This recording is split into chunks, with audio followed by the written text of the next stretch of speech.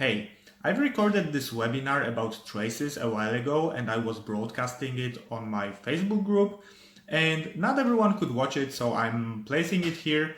And if you would like to see more content like this in the future, then join our Facebook group and you might also submit your email to my webpage and you'll be notified whenever I'm going to make another webinar like this that might be interesting for you. This tool that I want to talk about is traces. And to explain to you and show to you how the traces work, I'm going to show you a simple program that I've written.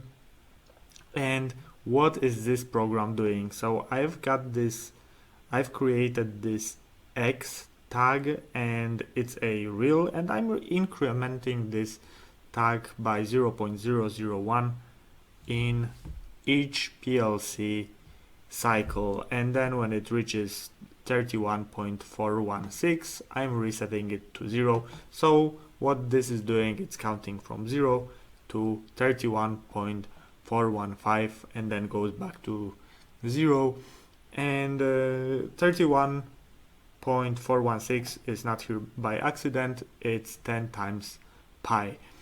And why do I do it like this? Because then I'm taking the X and I'm calculating sine value and cosine value. And now this is a very simple example, but sometimes you might want to observe exactly what's happening in the PLC. And first, it might be too fast for you to comprehend it. At least watching sine and cosine value is too hard for me to comprehend. And second of all, they're changing around 1000 times a second. And here we can see like 4 or 3 updates every second. So this is where traces can be useful, because traces allow you to record and then analyze the signals that you want to look at. So what I'm going to do, I'm going to create a trace. So there is this option here and I'm going to open it and I'm going to add a new trace. So I double click here.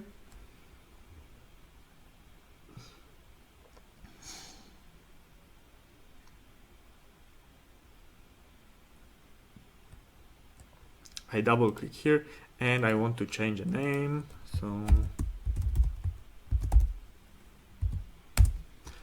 So I'm going to add these signals to the traces.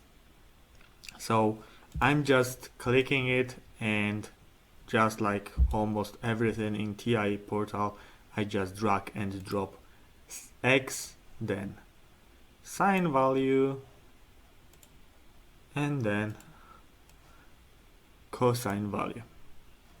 And now I've added the signals, and now I want to configure something more, or at least I want to make sure that everything else is okay. So I go to sampling, or you can just click here and scroll a bit down, and I go to sampling, and it's going to sample with main. What does it mean?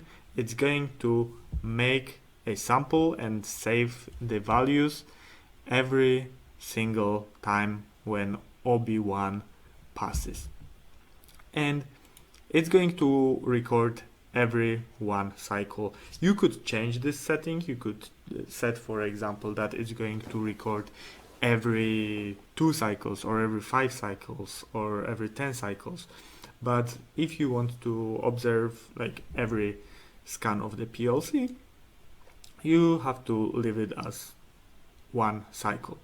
And then we have the maximum recording duration, and in this case it's 26,212 samples, because the memory for the traces is limited. So if we use the maximum recording duration, it's going to be this amount of samples, and of course if I would, for example, delete one of these signals, so instead of 3 signals I would have only 2 signals, like this, you see that the maximum recording duration increases. But I'm not going to do that, so I'm pressing Ctrl Z and we're going to record all 3 signals. And now the trigger is, in this case, record immediately. We could use something that will start the recording, some pulse or rising edge or falling edge of some tag that would start the recording. But in this case, I want to start the recording immediately after I press the start recording button. So what I'm doing, I'm transferring the trace configuration to the device. And now it automatically switched to this diagram tab. And now I can just start recording. So I can just press activate recording. And there we are. We see the values are changing. And unfortunately, they're not really changing real time because it takes time to transfer this data between PLC and TIA portal. But after the entire period is recorded, we will see a beautiful chart here. Okay, so I think the recording is over. So it recorded around 17.5 seconds of this trace. Since we've got it already, I want to tell you something about what you can do now. So first of all, you can look at this table here and you can switch the charts on and off by clicking this I button here. All right. So you can switch each chart on and off. Now, next thing you can do, you can add a calculated signal. So, for example, I guess you remember from maths classes that sine square plus cosine square always is going to be equal to 1. So let's check how it works here. So I'm giving a name, a simple one, and I have to write the formula, and the formula is going to be really simple.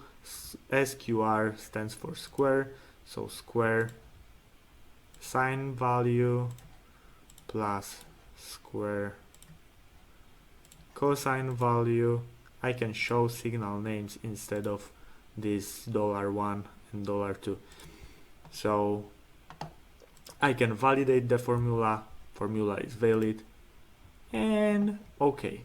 And now what we see here, we have additional chart. I'm going to hide this one, and well, it's not always 1. It should be in theory, but in practice, if we are using numerical calculations, like we are, because PLC is a computer, so it uses numerical calculations, so it has some numerical error, but the result is always within the range of 1.000000015 and 0.9999985. So I would say it's absolutely accurate enough. You can pretty much say that it's always 1, so it confirms what I was expecting. All right, so this is the formula that you can create out of the signals that you've recorded, and sometimes it can get really useful when you can create a calculation like this. Okay, the next thing I would like to show you is that you can play with the time range, and if some part of the signal is interesting for you, then you can just limit what you see here to this area. Okay, and you can see that in this bottom belt here, we are looking at the cosine value. We can change it by clicking at these different charts. Alright, so you can select the time range, and you can do that by playing with this belt here. And if you want to come back to the full range, you can click this button here. Alright, next thing that you can do, you can change the arrangement in tracks, so you can see all of them on one graph, or you can click it again and they're divided again. So depends what you need to do with that. You can just arrange them like that. Now, x-axis unit. So you can see that x-axis unit is in seconds. 0 is when we started recording, and then it goes up to 17 seconds. You can change it to time. You can change it to samples. So now it's going to show you the samples as an x-axis. The first recorded sample is with index 0, and then we're going to 2600, 212, if I remember correctly. And we can go to timestamp of the samples, so the exact time when it was recorded. So it can get really useful sometimes when you want to know when the certain event happened. Okay, next thing you can do, and it can get more useful if we are looking close. You can look at each sample when the sample was taken, and also you can make this interpolated view if you like to. Honestly, it all depends how you want it to look like and what you need this particular trace for. And next thing, and I really like this one, is this vertical measuring cursor. Why? Because it allows you to look at the exact value at certain point in time. Then it's going to show you the difference between this sample here and this sample here, so T1 and T2, and it's also going to show you delta Y, so the difference between the values of the samples. So, and not only is it showing it on the chart here, but it's also showing them in this table here. So you have Y at T1 and Y at T2, and delta Y for all of the signals. So you can also switch between the signals, and you get this information for each of them. The last feature that I would like to show you in this example, because I will show you another example in a few minutes, is that you can actually add the trace to measurements. What it means you can actually add this trace to the project, so it's not only here temporarily after you record it, it's going to be there in the project. You can look to it in the future. You can even export it afterwards. So I'm going to add this trace to measurements, and now it's here in measurements. And now what you can do, you can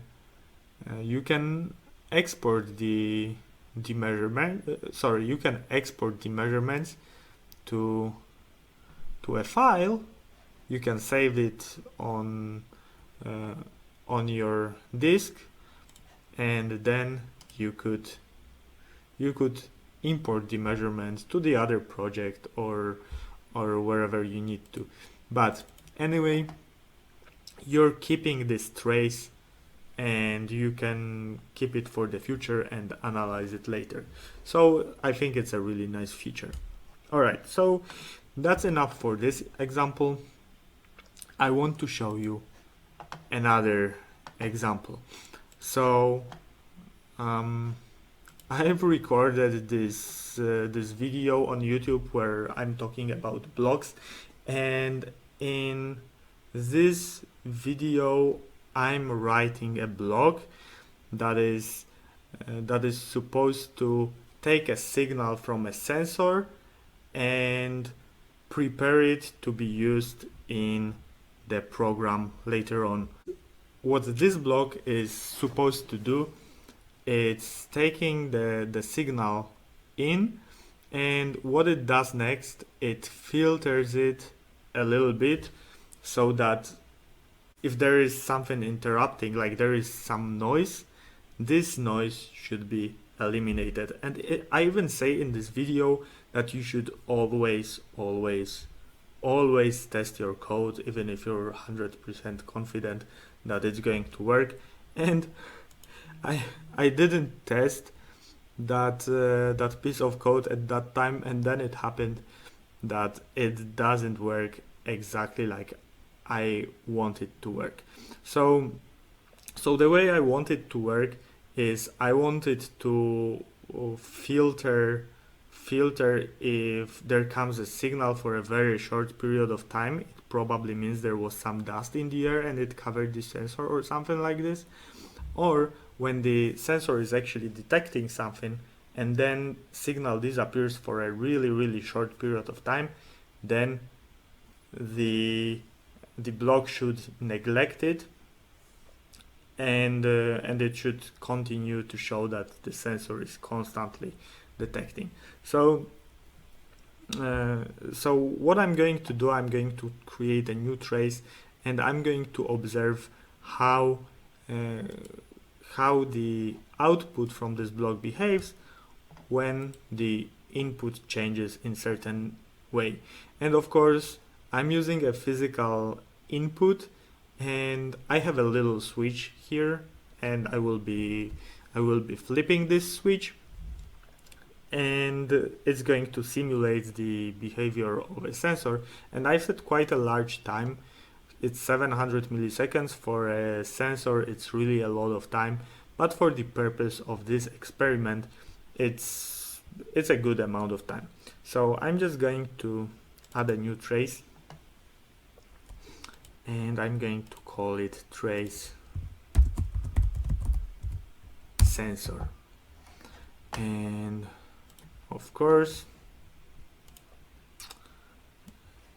sensor in and sensor out. I only want to observe these two signals because it's enough for me. And now you can see here that now the maximum recording duration is going to be 52,425 samples, which is much more than it previously was. But the reason is that we're going to record only two Boolean values, which also take less space in memory than double words, like real values are double words. And now, when are we going to start the recording? I'm going to trigger the recording on a tag, and as this tag, I'm going to select this input tag, so sensor underscore in. Okay. And I'm going to start recording on the rising edge. But I can also save in the memory certain amount of time before this rising edge. So pre-trigger, I'm going to set 750 samples. And I'm not going to save the measurements on the memory card. I don't even have a memory card. So that's enough for settings. Settings are done. And now let's go to the experiment itself. So what I'm going to do, I'm going to run 3 scenarios. First, I will make a very short signal which is going to simulate the noise. It should be filtered out.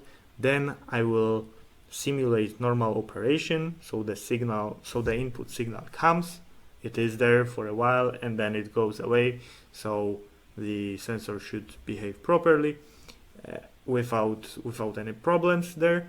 And then the third scenario, the input signal comes, then it disappears for a really short period of time, and then it comes again, and again the block should filter that out. So I'm going to start the recording, and let's start the simulation. First scenario, second scenario,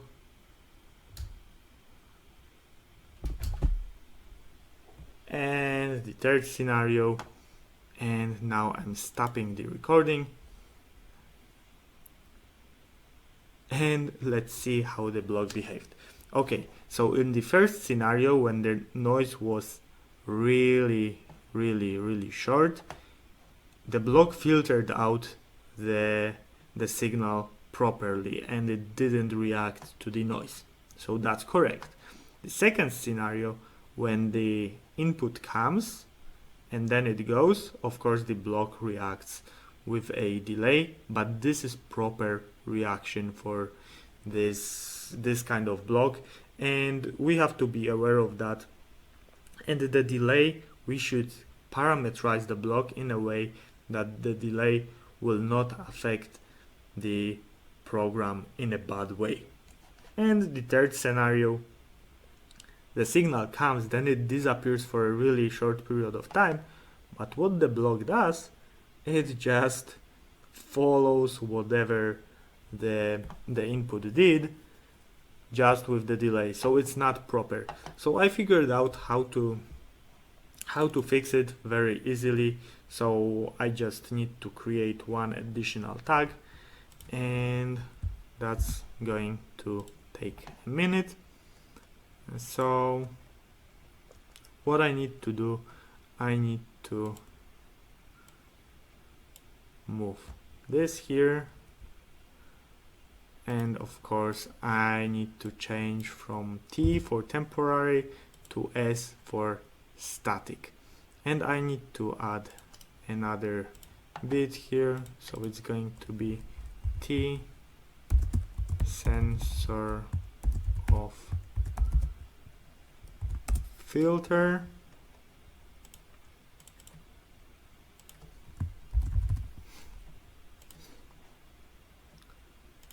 and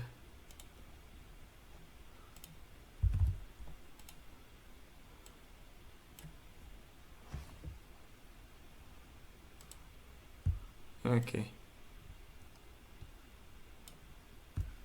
Oh,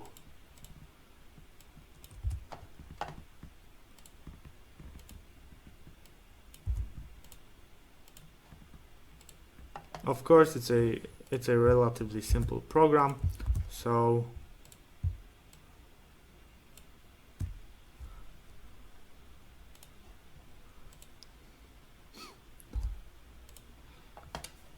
now the signal should be set whenever this timer says that the signal is already significant enough, so it lasted for long enough, and it should only disappear when there is no signal from the sensor, and at the same time this signal is not coming.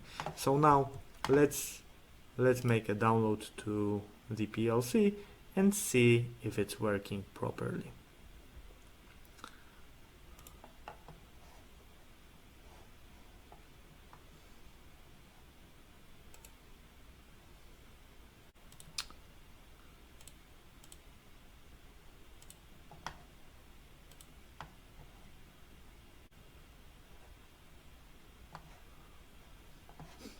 Alright, so now let's go back here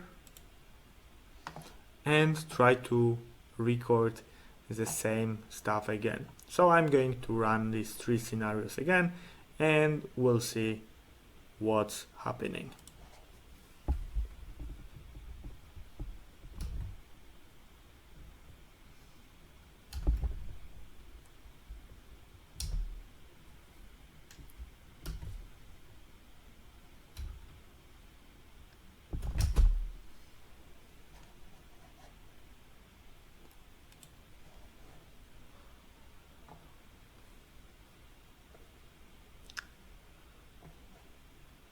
Alright, so we have the first scenario and it seems like the signal was filtered out properly, which is good.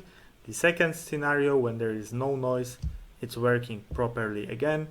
And the third scenario, when the signal comes and the output is set properly, but then signal disappears for some random reason, but it disappeared for such a short period of time that it was filtered out, and the signal out from the block, the out signal from the block is still properly set all the time. So seems like the block is working properly, and this is one of the ways that allows you to verify if your code is working properly, and you can watch exactly your signals and analyze how they are behaving. Of course, you have to get a bit comfortable with these charts and recording these signals, but once you get comfortable with that, this can become a really powerful tool. That's it for this video. I hope you liked it. I hope you enjoyed it. And if you have some specific questions that you would like to ask, do this in the comment section or do this in our Facebook group. I might record a video about it, or other people can help you as well, perhaps. And thanks for watching, and see you in the other videos.